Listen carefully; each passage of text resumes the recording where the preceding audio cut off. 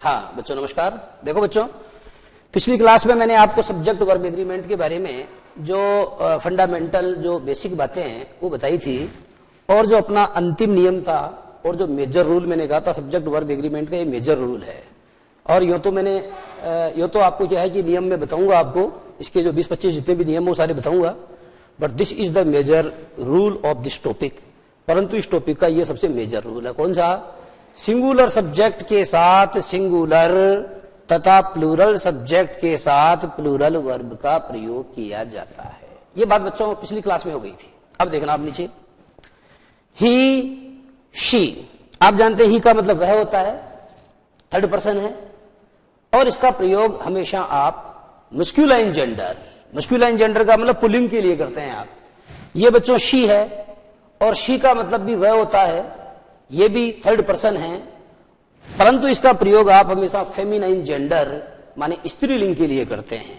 आगे आता इट शब्द जो है इसका मीनिंग होता है बच्चों ये है, ये भी थर्ड पर्सन है, और इसका प्रयोग आप करते हो न्यूट्रल जेंडर के लिए। न्यूट्रल का मतलब होता है नपुंसकलिंग, यानी निर्जीव जो होते हैं उनके लिए आप इसका प्रयोग करते हो। और जैसे छोटे बच्चे हैं, ठीक है, छोटे कीड़े मकोड़े इंसेक्ट्स वगैरह जो हैं, तो उनके लिए भी जनरली अपन इट का प्रयोग करते हैं। ओके, आगे देखेंगे, दिस मानी यह होता है, और दैट मानी वह होता है। दिस का मतलब यह पास के लिए, और दैट का मतलब वह, इसका प्रयोग दूर के लिए होता है। ये दोनों बच्चों, ये जो दोनों हैं, इनको माना जाता है डेमोस्ट्रेटिव्स का मतलब संकेतवाचक होते हैं ये। परंतु जो मैं आपको समझाना चाहता हूं सब्जेक्ट वर्ब एग्रीमेंट के अंतर्गत, वो बात यह है कि अगर किसी सेंटेंस में ही शी इट दिस दैट का प्रयोग सब्जेक्ट के स्थान पे हुआ है तो इन्हें ऑलवेज सिंगुलर माना जाता है। और चूंकि इन्हें सिंगुलर माना जाता है, इसलिए इनके पश्चात जिस वर्ब का प्रयोग किया जाता है, जिस क्रिया का प्रयोग किया जाता है, वो क्रिया हमेशा सिंगुलर, यानी वह क्रिया हमेशा एक वचन होती है। नेक्स्ट, नीचे दिया बच्चों दे का मतलब वे होता है, और ये थर्ड पर्सन है। ओके, और इसका प्रयोग बच्चों मस्कुलाइन, फेमिनाइन तथा न्यूट्रल जेंडर सबके लिए किया जाता है। बात को समझे? दे का मतलब वे होता है, इसका प्रयोग स्त्रीलिंग के लिए, पुल्लिंग के लिए, निर्जीव के लिए, सजीव के लिए, सबके लिए दे का प्रयोग किया जाता है। और इसके आगे आ रहा वी, वी का मतलब हम होता है, ये फर्स्ट पर्सन है, ये थर्ड पर्सन है बच्चों, ये फर्स्ट पर्सन है। यू, YOU जो है ये सेकंड पर्सन है, ठीक है।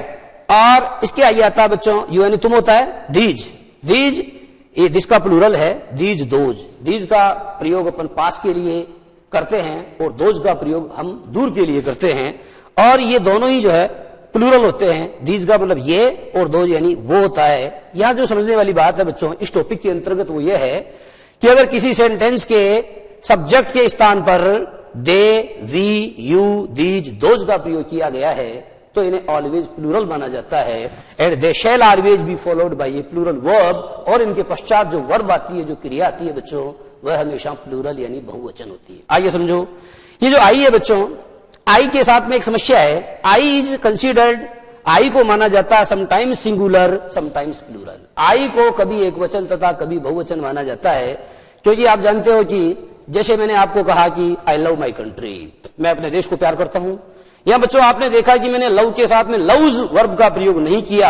अगर मैं लव्स का प्रयोग करता तो कब करता? जब आई एक वचन होता, जब आई सिंगुलर होता। लेकिन आई तो प्लूरल है, इसलिए आई के साथ में किसका प्रयोग होगा? लव का प्रयोग होगा। उसी तरीके से जब हम पास्ट टेंस में बात करते हैं बच्चों, तो हम यूं बोलते हैं कि आई वाज, या Yuri Gagarin was the first person, sorry I के साथ बोल रहा हूं। तो जैसे मैंने आपको कहा कि I was very busy then, तब मैं बहुत व्यस्त था। अब यहां बच्चों आई के साथ वर आना चाहिए था, परंतु आई के साथ में वाज आया। ओके, दूसरी बात, प्रेजेंट टेंस में आई के साथ इज आना चाहिए। जैसे I am proud of my country, मुझे मेरे देश पर गर्व है, लेकिन हमें कहना चाहिए था I is proud of my country, परंतु इज नहीं कह के हमने एम कहा। इसका मतलब यह हुआ कि आई एक ऐसा सब्जेक्ट है बच्चों जो समटाइम्स सिंगुलर समटाइम्स प्लूरल होता है, कभी एक वचन तथा कभी बहुवचन होता है, परंतु इसके एक वचन होने की केवल दो स्थितियां हैं। आई को अंग्रेजी में हमेशा बहुवचन या प्लूरल माना जाता है। अपवाद सिर्फ यह है कि आई के साथ प्रेजेंट टेंस में एम का प्रयोग किया जाता है, इज का नहीं किया जाता। उसी प्रकार से आई के साथ बच्चों पास्ट टेंस में वाज का प्रयोग किया जाता है, वर का प्रयोग नहीं किया जाता। लेकिन बच्चों अगर हेज हेव की स्थिति स्थिति आ जाए तो I have 5 members in my family कहना चाहिए, आई हैज नहीं कहना चाहिए। आई के साथ हैव आएगा। मैं समझाना चाहता हूं कि अगर एम तथा वाज को छोड़ दिया जाए, इन दोनों को अपवाद की श्रेणी में गिन लिया जाए, तो इनके पश्चात आई को अंग्रेजी के अंदर हमेशा प्लूरल माना जाता है।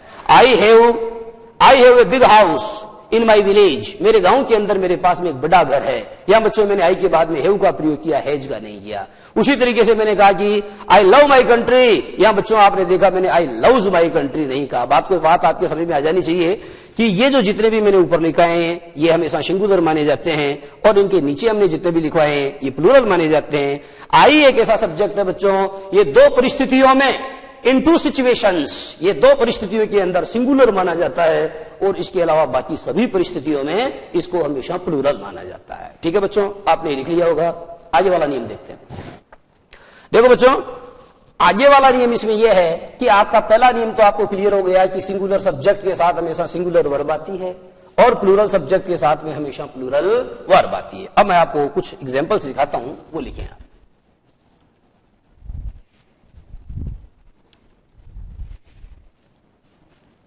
देखना एक बार।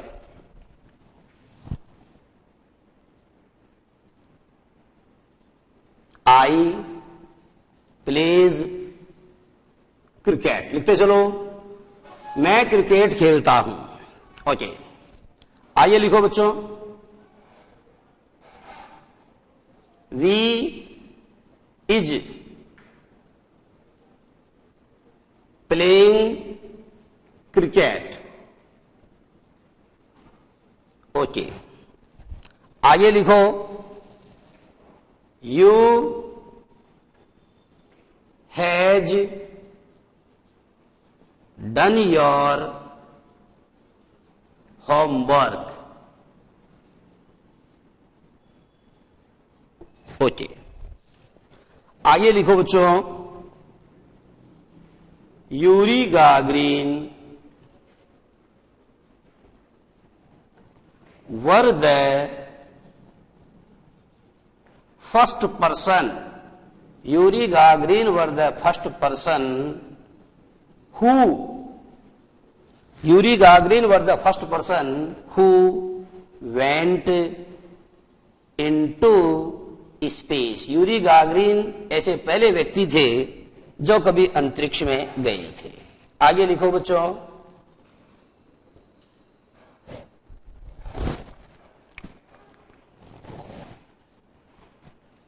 John and Bipasha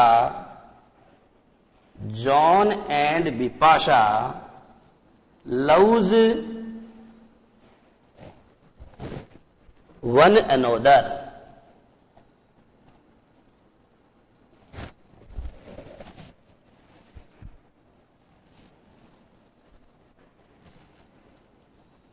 He are my friend। She am a doctor। ऊपर वाले सभी वाक्यों को बच्चों गौर से देखो। पहला सेंटेंस लिखा मैंने, आई प्लेज क्रिकेट, मैं क्रिकेट खेलता हूं। दूसरा लिखा मैंने, वी इज प्लेइंग क्रिकेट, हम क्रिकेट खेल रहे हैं। और तीसरा मैंने लिखा, you has done your homework. चौथा है, Yuri Gagarin were the first person who went into space. आगे वाला सेंटेंस है, John and Bipasha loves one another.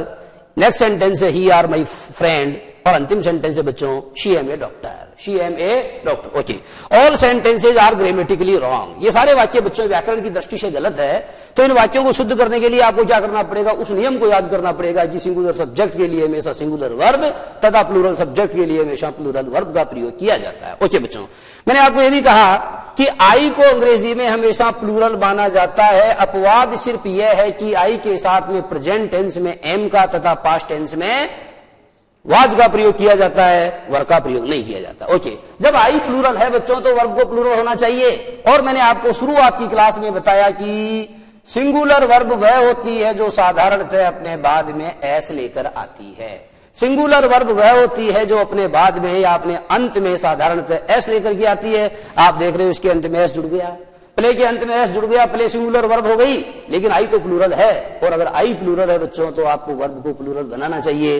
और वाक्य का करेक्शन कैसे करोगे, इस एस को हटा दोगे। Now your sentence is correct. अब वाक्य सही आई, प्ले क्रिकेट, मैं क्रिकेट खेलता हूं। दूसरा, we is playing cricket, we is playing cricket. आप देखते हैं कि वी जो है बच्चों ये तो प्लूरल है, बताया आपको, नीचे बताया मैं कि I sometimes singular sometimes plural, और मैंने आपको कहा कि वी जो है वो हमेशा प्लूरल होता है। मैंने कहा दे हमेशा प्लूरल होता है, मैंने कहा यू हमेशा प्लूरल होता है, दीज तथा दोज भी हमेशा प्लूरल होते हैं, ऐसा मैंने अभी भी बताया। तो देखो बच्चों, आप देख रहे हैं कि वी इज प्लेइंग क्रिकेट का मतलब ये हो गया कि हम क्रिकेट खेल रहे हैं, परंतु वी तो प्लूरल है और इसके अंत में एस आ गया, और वह वर्ब जिसके अंत में एस आ जाए साधारणतः वह सिंगुलर होती है, इसलिए बच्चों इसको काट के प्लूरल बनाना पड़ेगा और आपका वाक्य अब शुद्ध हो गया। क्या बन गया? वी आर प्लेइंग क्रिकेट, हम क्रिकेट खेल रहे हैं। Now the sentence is correct, अब वाक्य बिल्कुल शुद्ध है। Okay, you has done your homework, तुम अपना गृह कार्य पूरा कर चुके हो। यू को हमेशा प्लूरल माना जाता है, प्लूरल, प्लूरल के लिए प्लूरल वर्ब आनी चाहिए, लेकिन यहां एस आ गया, इसका मतलब ये तो सिंगुलर वर्ब है, काटो इसको और इसके स्थान पे करना पड़ेगा बच्चों have,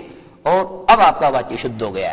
Yuri Gagarin were the first person who went into space, Hindi में कहा मैंने यूरी गागरिन ऐसे प्रथम व्यक्ति थे जो कभी अंतरिक्ष में गए थे। सम्मान देने के लिए मैंने थे बोला, परंतु बच्चों अंग्रेजी में थे के लिए वर का प्रयोग नहीं हो सकता, क्योंकि आप देख रहे हैं कि यूरी गागरिन कितने भी सम्मानीय व्यक्ति क्यों ना हो, परंतु वो बहुवचन नहीं हो सकते हैं। बात समझ में आ रही है? यूरी गागरिन चाहे कितने भी रिस्पेक्टेबल पर्सन क्यों ना हो, but he can not be a plural personality, परंतु वो एक बहुवचनीय व्यक्तित्व नहीं हो सकते हैं। इसलिए क्या करना पड़ेगा?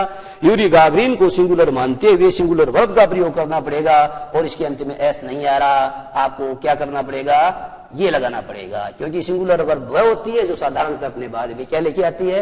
एस लेके आती है। आपका वाक्य शुद्ध हो गया। Yuri Gagarin was the first person who went into space, Yuri Gagarin ऐसे पहले आदमी थे जो कभी अंतरिक्ष में गए थे। Next sentence, John and Bipasha loves one another. आपने देखा बच्चों ये एक सिंगुलर सब्जेक्ट है, आपने देखा कि ये भी एक सिंगुलर सब्जेक्ट है, और जब दो सिंगुलर सब्जेक्ट को आप एंड की सहायता से जोड़ते हैं, एंड कंजंक्शन या कनेक्टिव की सहायता से जब आप दो एसएस दो सिंगुलर सब्जेक्ट्स को जोड़ते हैं तो बच्चों वो प्लूरल हो जाते हैं। और जब प्लूरल एक से ज्यादा बहुवचन, और जब बहुवचन हो जाते हैं यानी प्लूरल हो जाते हैं तो वर्ब को कैसा होना चाहिए? प्लूरल। और आपने क्या देखा कि बच्चों यहां पर जो लव है इसके अंत में एस आ रहा है। आप जानते हो जिस क्रिया के अंत में एस आ जाता है वह तो एक वचन होती है, जिस वर्ब के अंत में एस आ जाता है वह सिंगुलर वर्ब होती है। इसको प्लूरल बनाने के लिए एस को हटाना पड़ेगा। ओके, दूसरी बात बच्चों इसमें करेक्शन और है, जॉन एंड बिपाशा लव, यहां जो वन अनदर है इसको काट के बच्चों आपको ईच अदर का प्रयोग करना पड़ेगा, क्योंकि जब संख्या में दो हो या जब कोई भी कार्य केवल दो व्यक्तियों के मध्य कारित होता है तो वहां पर जो रेसिप्रोकल प्रोनाउन है, दो रेसिप्रोकल प्रोनाउन होते हैं इंग्लिश में, एक ईच अदर होता है और दूसरा वन अनोदर होता है। जब काम दो से ज्यादा लोगों के मध्य हो तब आपको वन अनोदर का प्रयोग करना चाहिए, लेकिन काम अगर केवल दो व्यक्तियों के मध्य हो तब आपको वहां पर जो रेसिप्रोकल प्रोनाउन ईच अदर है उसका प्रयोग करना चाहिए। हिंदी में बच्चों इसको परस्परता सूचक सर्वनाम कहते हैं, हिंदी में इसको परस्परता सूचक सर्वनाम कहते हैं। Now your sentence is correct, John and Bipasha love each other. देखो अंतिम सेंटेंस है बच्चों, अंतिम नहीं है, सेकंड लास्ट है।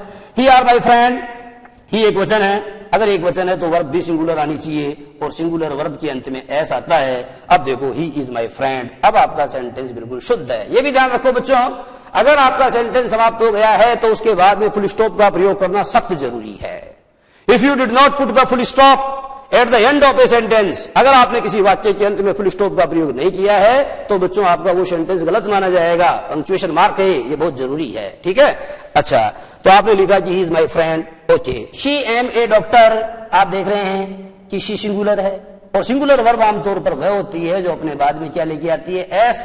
तो आपको करना पड़ेगा सी इज ए डॉक्टर। निष्कर्ष क्या निकला बच्चों? निष्कर्ष ये निकला कि सिंगुलर सब्जेक्ट के लिए हमेशा सिंगुलर वर्ब का प्रयोग होता है, प्लूरल सब्जेक्ट के साथ हमेशा प्लूरल वर्ब का प्रयोग होता है। दूसरी बात, सिंगुलर वर्ब बच्चों वह होती है जो साधारणतः अपने अंत में एस लेकर के आती है। मैंने ये भी कहा था कि जिन वर्ब्स के अंत में double S, S H, C H, O, X या जेड हो उन्हें सिंगुलर बनाने के लिए उनके अंत में ई एस जोड़ना चाहिए, और बाकी सभी क्रियाओं के अंत में आपको केवल एस जोड़ना चाहिए। मैंने ये भी बताया था जिन वर्ब्स के अंत में वाई हो तथा वाई के ठीक पहले कोई कॉन्सोनेंट हो तो वाई को आई में बदल करके उसमें ई एस जोड़ना चाहिए, लेकिन अब जिन वर्ब्स के अंत में वाई तथा वाई के ठीक पहले वोवल हो उनमें वाई को यथावत रखते हुए उसके अंत में केवल एस जोड़ना चाहिए। इस तरीके के नियम कानून कायदों के बारे में पिछली क्लास में आपसे बात की थी मैंने। ओके, अच्छा बच्चों आगे देखो, स्थिति यह है कि दो सिंगुलर सब्जेक्ट आपको दिए गए और उनको आपने एंड से जोड़ा। बात को समझना, सिंगुलर सब्जेक्ट तो बेशक अपने लिए सिंगुलर वर्ब लेता है, प्लूरल सब्जेक्ट अपने लिए प्लूरल वर्ब लेता है, लेकिन अगर आपने दो सिंगुलर सब्जेक्ट को एंड की सहायता से जोड़ा है तब स्थिति क्या रहेगी, उसके ऊपर चर्चा करता हूं आपसे। देखना बच्चों, एक सेंटेंस, पहला सेंटेंस है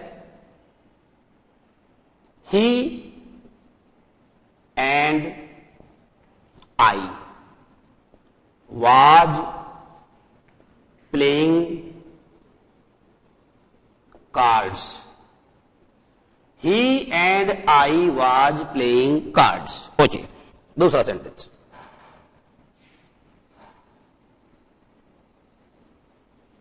Romeo and Juliet. Romeo and Juliet was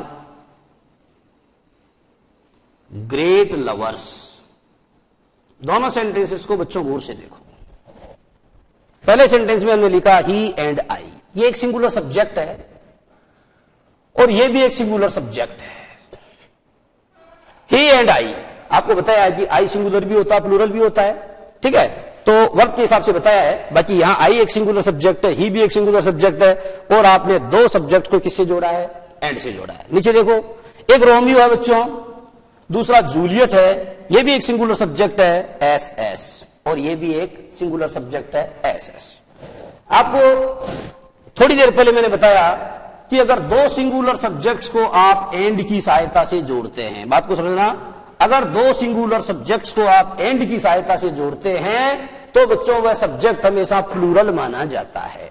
when you connect to singular subjects, when you connect to singular subjects with the help of the conjunction and, जब एंड कंजंक्शन की सहायता से आप दो एक वचन कर्ताओं को जोड़ते हैं तो साधारणतः क्या माना जाता है, साधारणतः उनको प्लूरल माना जाता है, बहुवचन माना जाता है। और आप जानते हो बच्चों, जो प्लूरल सब्जेक्ट होता है उसके लिए वर्ब कौन सी आनी चाहिए, plural subject shall always be followed by a plural verb, यानी जो प्लूरल सब्जेक्ट है उसके साथ हमेशा प्लूरल वर्ब का प्रयोग करना चाहिए। ओके, तो बच्चों आपने देखा ही एंड आई जब प्लूरल हैं, लेकिन इसके अंत में तो एस आ गया, और मैंने कहा जिस वर्ब के अंत में एस आ जाए वो वर्ब तो साधारणतः सिंगुलर होती है। इसलिए बच्चों इस सेंटेंस को कैसे करेक्शन करोगे, I and he were playing cards का मतलब मैं और वह ताश खेल रहे थे। मैं और वह ताश खेल रहे थे, या मैं और वह दो हो गए हैं, इसका मतलब ये सिंगुलर नहीं है, एक वचन नहीं है, प्लूरल है, इसलिए मैंने प्लूरल वर्ब का प्रयोग किया। I and he and I were playing cards. आगे देखो बच्चों, रोमियो एंड जूलियट ये दो हैं, और चूंकि ये दो हैं तो प्लूरल है, और प्लूरल है तो बच्चों ये सिंगुलर वर्ब नहीं आनी चाहिए। इसको कैसे शुद्ध करोगे, Romeo and Juliet were great lovers, माने रोमियो तथा जूलियट महान प्रेमी थे। हिंदी में भी बोल के देख लो, रोमियो तथा जूलियट महान प्रेमी था, ऐसे नहीं बोल सकते, आपको बोलना पड़ेगा रोमियो तथा जूलियट महान प्रेमी थे। पर बच्चों हिंदी में तो एक प्रॉब्लम ये भी है, हम ये भी कह देते हैं कि यूरी गागरिन ऐसे पहले व्यक्ति थे जो कभी अंतरिक्ष में गए थे, यानी किसी को सम्मान देने के लिए भी आप उसको प्लूरल फॉर्म में यूज कर सकते हैं हिंदी में, परंतु इंग्लिश में बच्चों आप ऐसा नहीं कर सकते। इफ यू वांट टू पे रिस्पेक्ट टू समबडी, अगर आप किसी को रिस्पेक्ट भी देना चाहते हैं तो इससे कोई फर्क नहीं पड़ता, सिंगुलर सब्जेक्ट तो अंग्रेजी में सिंगुलर वर्ब ही लेगा, और प्लूरल सब्जेक्ट अंग्रेजी में बच्चों प्लूरल वर्ब लेगा। इसके बाद में बच्चों हम लेंगे 2 minute.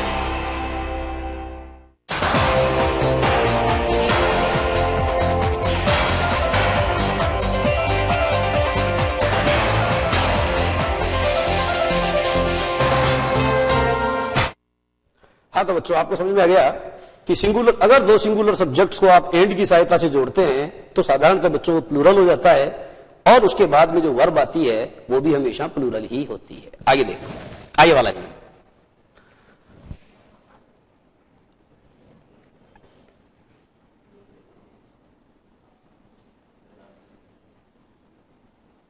Slow and steady,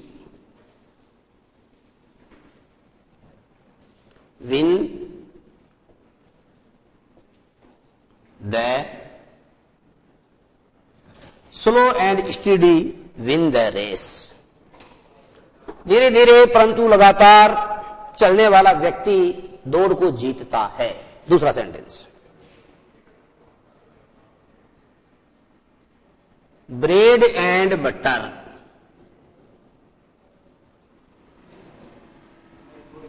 bread and butter are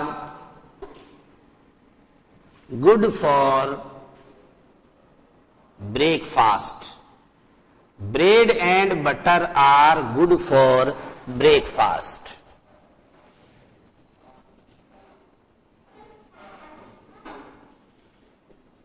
horse and carriage is standing. Horse and carriage is standing at the gate.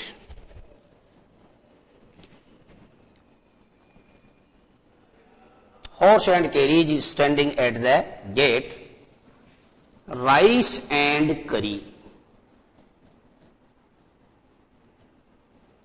Rice and curry is a wholesome diet. Rice and curry is a wholesome diet. देखो बच्चों, please look at the board और sentences को गौर से देखो। पहला sentence लिख दिया आपने, slow and steady win the race. धीरे धीरे परंतु लगातार। स्टडी का मतलब क्या होता है बच्चों? Continuous, constant. Slow and steady win the race, धीरे धीरे परंतु लगातार चलने वाला व्यक्ति रेस को जीतता है। ब्रेड एंड बटर, मक्खन रोटी, आर गुड फॉर ब्रेकफास्ट, नाश्ते के लिए अच्छे होते हैं। Horse and carriage is standing at the gate, दरवाजे पर खड़े हैं। Rice and curry is a wholesome diet, यानी चावल और जो कड्डी है वह एक पौष्टिक आहार होता है। होलसम शब्द को अंडरलाइन करो बच्चों और इसका मीनिंग लिखो पौष्टिक। जो पौष्टिक होता है उसको होलसम कहते हैं, होलसम डाइट। ओके, देखो बच्चों पहला सेंटेंस जो इसमें क्या करेक्शन है। Slow and steady win the race. आप जानते हो कि स्लो एंड स्टडी आपने दो एडजेक्टिव्स को एंड की सहायता से जोड़ा है। बात को समझना, स्लो धीरे धीरे चलने वाला, ये एडजेक्टिव है। आगे आपने देखा बच्चों स्टडी, ये भी एक एडजेक्टिव। इससे कोई फर्क नहीं पड़ता कि आपने एडजेक्टिव को जोड़ा या नाउन को जोड़ा है। बात दरअसल यह है कि जब आप दो सिंगुलर सब्जेक्ट्स को एंड से जोड़ते हैं परंतु वे दोनों मिलकर के पेयर के रूप में, जोड़े के रूप में सिंगल यूनिट की तरह काम करते हैं, अर्थात एक साथ विचाराधीन होते हैं। बात समझ में आ रही है? अगर आपने दो सिंगुलर सब्जेक्ट्स को एंड से जोड़ा है परंतु वे दोनों पेयर में जुड़ करके सिंगल यूनिट की तरह काम करते हैं, अर्थात एक साथ विचाराधीन होते हैं, माने एक के बिना एक अधूरा रहता है। एक के बिना एक अधूरा रहता है। ऐसी स्थिति में क्या करना चाहिए बच्चों? ऐसी स्थिति में एंड से जुड़ा हुआ होने के बावजूद उस पेयर को आपको क्या मानना चाहिए? सिंगुलर मानना चाहिए। और चूंकि वो सिंगुलर है तो उसके लिए जो वर्ब आएगी वो भी कैसी होनी चाहिए? सिंगुलर होनी चाहिए। बात को समझो। स्लो एंड स्टडी, आपने कछुए तथा खरगोश की कहानी पढ़ी है, जिसके अंदर धीरे धीरे कौन चल रहा था? कछुआ। लगातार कौन चल रहा था? कछुआ। इसका मतलब ये हुआ कि कछुआ ही धीरे धीरे चल रहा था, कछुआ ही लगातार चल रहा था। तो बच्चों एक ही तो सब्जेक्ट हुआ ना। ओके, देखो आप स्लो एंड स्टडी, इन दोनों को मिलाकर के क्या माना जाएगा? इन दोनों को बच्चों एस माना जाएगा, सिंगुलर सब्जेक्ट माना जाएगा। और सिंगुलर सब्जेक्ट तो अपने लिए हमेशा कैसी वर्ब लेता है? Singular verb. विन तो प्लूरल है, आपको पता है कि जो क्रियाएं होती है वो अपने मूल रूप में हमेशा प्लूरल होती है। Verbs are always plural in their original form. ऐसा मैंने बताया आपको कि क्रियाएं अपने मूल रूप में हमेशा प्लूरल होती है। उन्हें सिंगुलर बनाने के लिए नियमानुसार उनके अंत में एस या ईएस जोड़ना पड़ता है। ओके, तो आप जानते हैं बच्चों इसके अंत में आपको एस जोड़ना पड़ेगा। ईएस तो आप जोड़ नहीं सकते। ईएस तो तब जुड़ता है ना जब उसके अंत में double S, S S, C H, O X या जेड हो या वाई वाली स्थिति हो। वो दोनों स्थितियां यहां नहीं है, इसलिए आपको इसमें एस जोड़ना पड़ेगा। आपका सेंटेंस शुद्ध हो गया है, slow and steady wins the race. धीरे धीरे परंतु अनवरत, सतत, लगातार चलने वाला व्यक्ति रेस को जीतता है, प्रतिस्पर्धा को जीतता है। Next, bread and butter are good for breakfast. Bread and butter बच्चों, मक्खन रोटी, दोनों को सिंगल यूनिट माना जाता है। सिंगल यूनिट का मतलब समझ गए, ये दोनों एक साथ मिलकर के एक इकाई के रूप में कार्य करते हैं, अर्थात एक साथ विचाराधीन होते हैं। इसलिए इस जोड़े को क्या मानना पड़ेगा? इस जोड़े को सिंगुलर मानोगे तो यहां पर सिंगुलर वर्ब आएगी। सेंटेंस शुद्ध हो गया। Bread and butter is good for breakfast, यानी ब्रेड तथा बटर क्या होते हैं? ब्रेड बटर, मक्खन रोटी नाश्ते के लिए बढ़िया है, अच्छा है। आइए देखो, हॉर्स एंड कैरीज। देखो बच्चों, यहां कोई पर्टिकुलर हॉर्स है, और अगर कोई पर्टिकुलर हॉर्स है तो दे का प्रयोग भी होना चाहिए। और जब दे का प्रयोग होगा बच्चों तो आपको पता है ये क्या हो जाएगा? जो एच है ये स्मॉल लेटर में। The horse and carriage is standing at the gate. घोड़ा गाड़ी दरवाजे पर खड़ी है। घोड़ा गाड़ी दरवाजे पर खड़ी है, दोनों एक साथ विचाराधीन हैं, इसलिए इन दोनों को क्या माना जाएगा? Single unit. और सिंगल यूनिट है तो ये सिंगुलर वर्ब लेगा, और ये ले भी रहा है, इसलिए बच्चों no error, there is no correction in this sentence. इस वाक्य में कोई करेक्शन नहीं है। एक इतना सा करेक्शन था कि हॉर्स एंड कैरीज पर्टिकुलर थे, इसलिए मैंने हॉर्स के आगे द आर्टिकल का प्रयोग करके उसको डेफिनेट बनाया। नेक्स्ट आगे देखो बच्चों, rice and curry is a wholesome diet. Rice and करी ये दोनों क्या है? सिंगल यूनिट है, एक साथ विचाराधीन है, और इसके बाद में सिंगुलर वर्ब आ रही है, तो ये सेंटेंस बिल्कुल शुद्ध है। Rice and curry is a wholesome diet. निष्कर्ष समझ में आ गया होगा बच्चों। निष्कर्ष ये है, देखो आप क्या निष्कर्ष है, इसका क्या कंक्लूजन है, इसको समझो। इसका कंक्लूजन बच्चों ये है कि इधर आ गया सिंगुलर सब्जेक्ट, इधर आ गया एंड, और इधर फिर आ गया सिंगुलर सब्जेक्ट। अब प्रश्न यह है कि यहां कौन सी वर्ब आएगी? तो आप जानते हो जब दो सिंगुलर सब्जेक्ट को आप एंड से जोड़ते हो तो बच्चों हमेशा वर्ब तो प्लूरल आएगी। कौन सी आएगी? प्लूरल। परंतु अगर ये दोनों मिलकर के किसका काम कर रहे हैं? अगर ये दोनों मिलकर के सिंगल यूनिट की तरह काम कर रहे हैं, ऐसी स्थिति में बच्चों जो वर्ब है वो हमेशा सिंगुलर आएगी। बात समझ में आ गई है? अगर दो सिंगुलर सब्जेक्ट्स को एंड से जोड़ा है तो वो प्लूरल माने जाएंगे तथा उनके बाद में प्लूरल वर्ब का प्रयोग होगा। परंतु दो सब्जेक्ट्स को अगर आपने एंड से जोड़ा है लेकिन वो सिंगल यूनिट का काम कर रहे हैं, तब आपको क्या करना पड़ेगा? तब बच्चों आपको उनको सिंगुलर सब्जेक्ट मानते हुए उनके साथ में सिंगुलर वर्ब का प्रयोग करना पड़ेगा। एक सेंटेंस लिखो बच्चों, early to bed and early to rise. Sentence लिखो, early to bed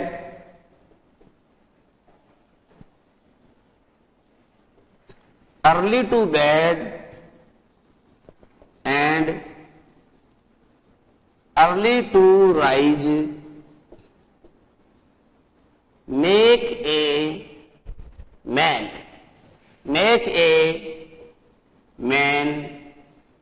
healthy, wealthy and wise। इसका मतलब ये हुआ बच्चों कि जो लोग जल्दी सोते हैं तथा जल्दी उठते हैं, यानी जल्दी सोना तथा जल्दी उठना व्यक्ति को क्या बनाता है? जल्दी सोना तथा जल्दी उठना व्यक्ति को आरोग्यवान बनाता है, व्यक्ति को धनवान बनाता है तथा व्यक्ति को बुद्धिमान बनाता है।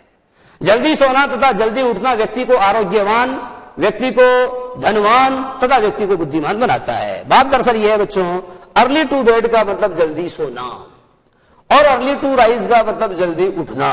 आपने इन दोनों को एंड से जोड़ा जरूर है, परंतु बच्चों ये दोनों सिंगल यूनिट की तरह काम करते हैं, इसलिए सिंगुलर वर्ब का प्रयोग होगा, यानी इसके अंत में प्लस एस भी जोड़ना पड़ेगा। एस जोड़ दिया आपने, अब आपका वाक्य बिल्कुल शुद्ध हो गया है। बात समझ में आ गई होगी आपके?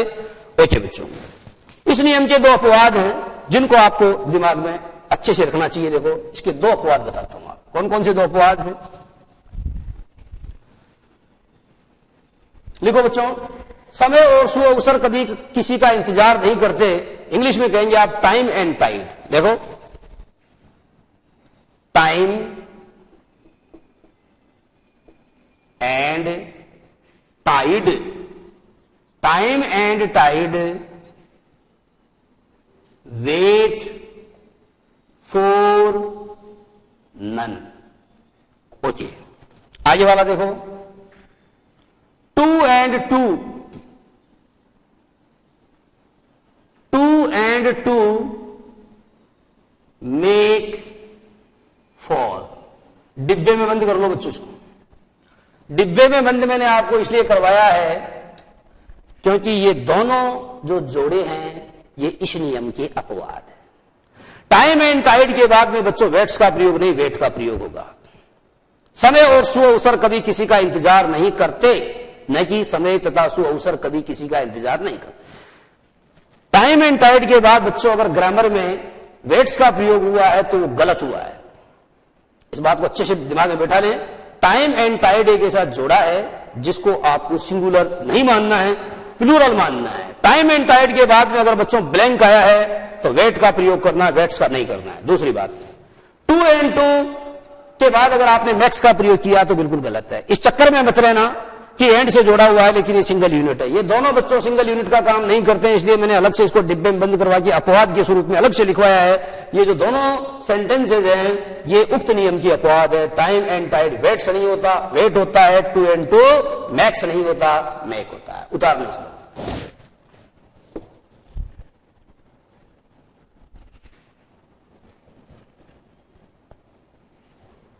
आगे देखो कुछ,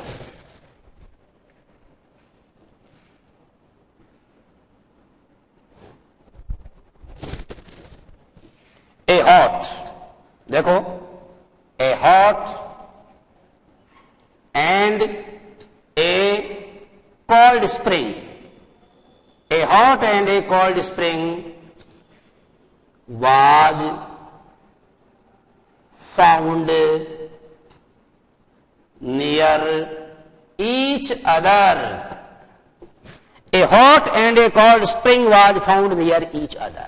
A hot and a cold spring. देखो बच्चों, hot के आगे आपको दिखाई नहीं दे रहा तो ए लगाओ, बड़ा आर्टिकल, ओके। और जो each शब्द है उसके बाद में मैंने अदर भी लिखा है, each other। दिखाई नहीं दे रहा तो अदर आप जोड़ सकते हैं अपनी तरफ से, OTHER, okay. A hot and a cold spring was found near each other. आगे सेंटेंस देखो बच्चों, A black